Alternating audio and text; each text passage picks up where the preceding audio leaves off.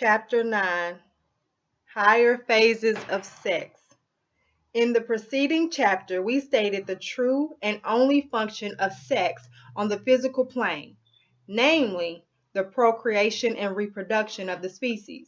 But we did not mean to imply that this particular plane was the only one upon which the sex principle manifests. On the contrary, sex manifests upon every plane of life and being, in countless variety of forms of expression. But upon whatever plane it may manifest, the principle of creative activity, generation or regeneration, production or reproduction, creation or recreation, is present and active. There are many other purposes than that of the begetting young, for which the male and female sex activities meet, combine, commingle, and unite. On the vital, mental, and spiritual planes, the union of the two elements of sex occurs, with the result of calling into being new activities, elements, and manifestations. Therefore, those who, seeing the perverted conditions connected with the ordinary sex relations in our civilization, pronounce all sex impure, and who lead the lives of ascetics, and who avoid the company of the other sex, make a great mistake.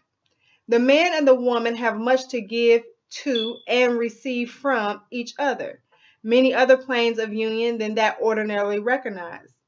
In the first place, there is unquestionably existent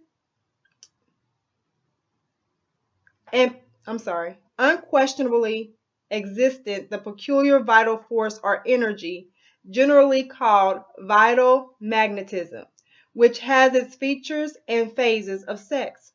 It is most difficult to describe the nature of vital magnetism, but its presence may be realized from actual experience and observation. It is a fact known to all occultists that each person has his or her individual personal atmosphere or magnetism which affects those coming in contact with the person.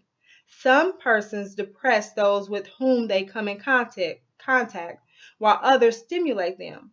Some have a tendency to weaken physically those around them, while some are so full of vitality that others actually draw upon the surplus stock and absorb the vital energy of such persons. There are vital vampires as well as vital radiators. The phenomena of vital magnetism are well known to those who have made a general study of the subject, and we shall not attempt to go into the matter at length in this place. It is not so well known, however, that there is a particular phase of this vital magnetism which has much to do with the relations of the two sexes. This may be called sex magnetism, and its poles are found in the opposite sexes, the male being the positive and the female the negative. It is this activity of the sex magnetism that has much to do with drawing together the two sexes. Each sex feels the desire to participate in the magnetism of the opposite sex. The individual magnetism of persons, of course, varying in their degree of attractiveness. Some persons are so charged with sex magnetism that they tend to attract and draw to them persons of the opposite sex. There are many men and women who do not possess particularly attractive features, form, or manner, who nevertheless attract the other sex to them in a manner astonishing to those not in the secret. There have been men, such as the celebrated bigamist of police history, who have seemed to attract women as the flame does the moth. And there have been women who have exerted a strong attraction over nearly all men who came into their circle of influence. Nearly every reader of these lines will recall cases of this kind in his own acquaintance or from his general experience. While this sex magnetism in such exceptional instances may work harm, it is also a fact that it exerts a strong influence for good in the majority of cases in which its effects are not neutralized by sexual excesses on the physical plane, such as we have indicated in our preceding chapter. The union and combination of the two currents of sex magnetism of persons of the opposite sexes who are harmonious and congenial tends to invigorate and vitalize both persons. Sex is always creative, and the sex magnetism tends to create new vitality in the persons whose magnetism is harmonious. The ascetic, or the person of either sex who avoids the company of the opposite sex, is apt to become withered, devitalized, and impoverished in nerve force and blood supply. Such people fly in the face of nature and suffer the consequence. It is a necessity of normal life for persons of opposite sexes to mingle in each other's company and to receive and to give the magnetic benefits resulting therefrom. It is the union of the sex magnetism which draws the majority of married people together originally. Each feels a glow when in the presence of the other. Each feels the revitalization that takes place when they are together. Each feels better, stronger, happier, and more vital when in the other's company.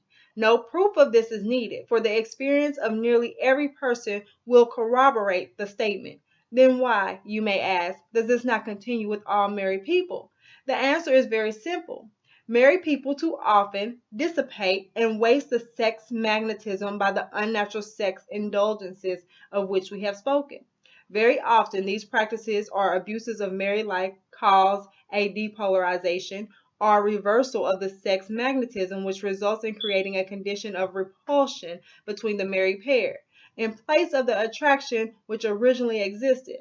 This regrettable condition may be changed, however, and the normal conditions restored, if the couple will turn away from the perverted conditions which they have maintained, and replace them with natural, clean, wholesome relations of comradeship, companionship, and mutual harmony.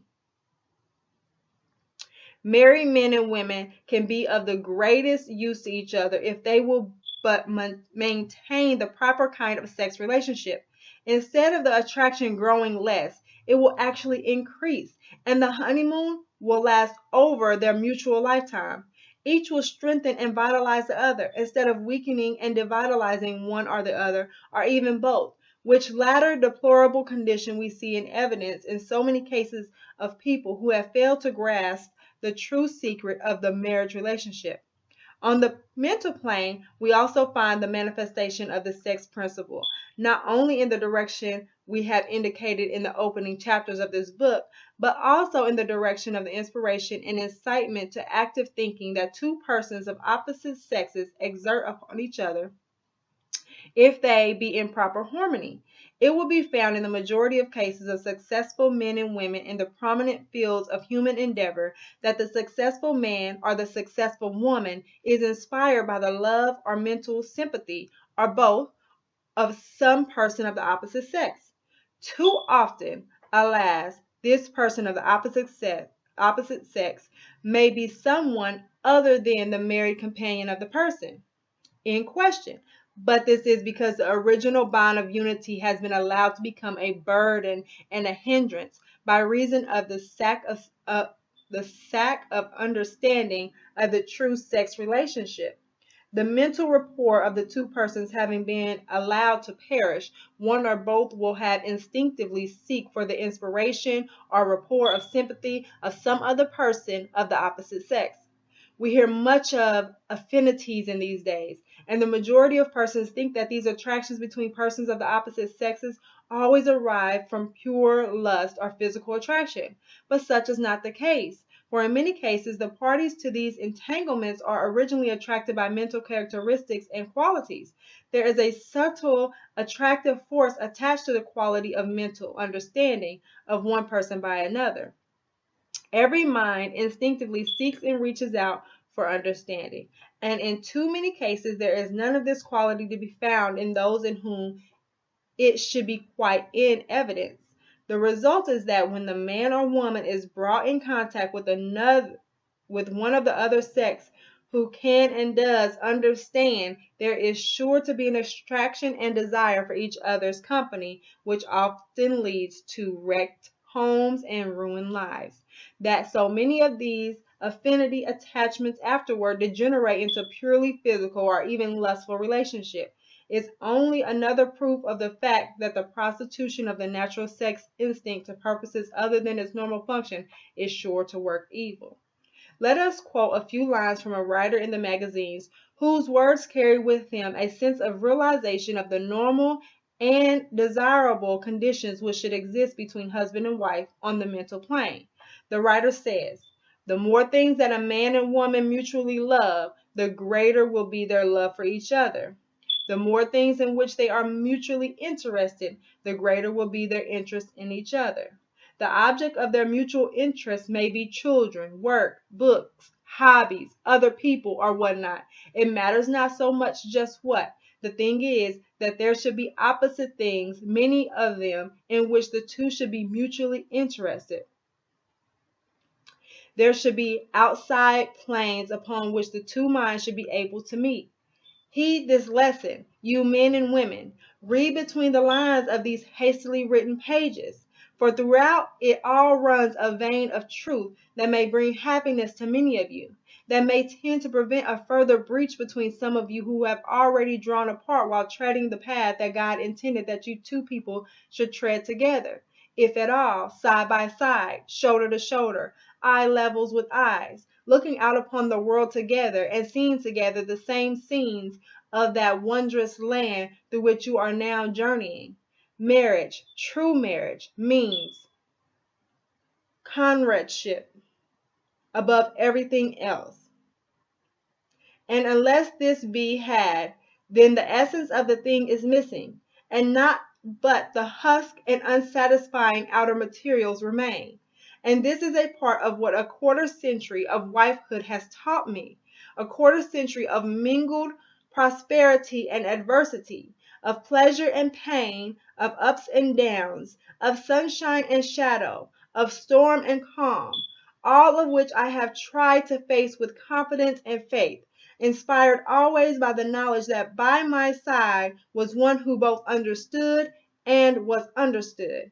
And by reason of it all, I know that I have gained that without which all would have been lost, but which gain causes me to feel that all through which I have lived, yes, all, bitter and sweet, alike, was well lived and worthwhile.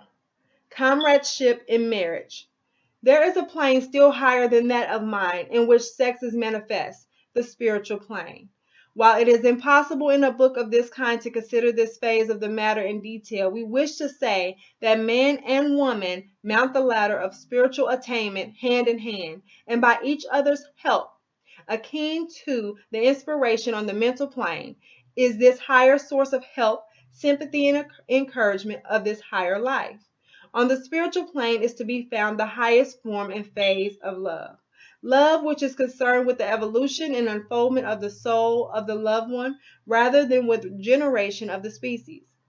To many this form of love must of necessity seem as but a faint dream, or the idlest fancy. But to those who have caught even a faint glimpse of its reality and existence, it causes all else to fade into insignificance. But the higher the height, the greater the fall therefrom, and mortals must ever guard against allowing the perverted instincts of the physical plane from entering into the paradise of a love of this kind, and dragging down into the depths of a love whose true home is on the heights. If such a love as this has come to you, treasure it carefully, guard it, jealousy from the encroachment of the lower senses, preserve it ever as a pearl of great price. It is not permitted to speak in general terms to the general public about this manifestation of sex on the spiritual plane. It dwells in a world of its own, sheltered from the profane gaze of the vulgar and materialistic crowd. As Emerson says, every man's words, who speaks from that life, must sound vain to those who do not dwell in the same thought on their own part. I dare not speak for it. My words do not carry its august sense. They fall short and cold. Only itself can inspire whom it will. But it is real. Lo, those who have experienced it, the one real thing in a world of illusions. That is the end of chapter 9.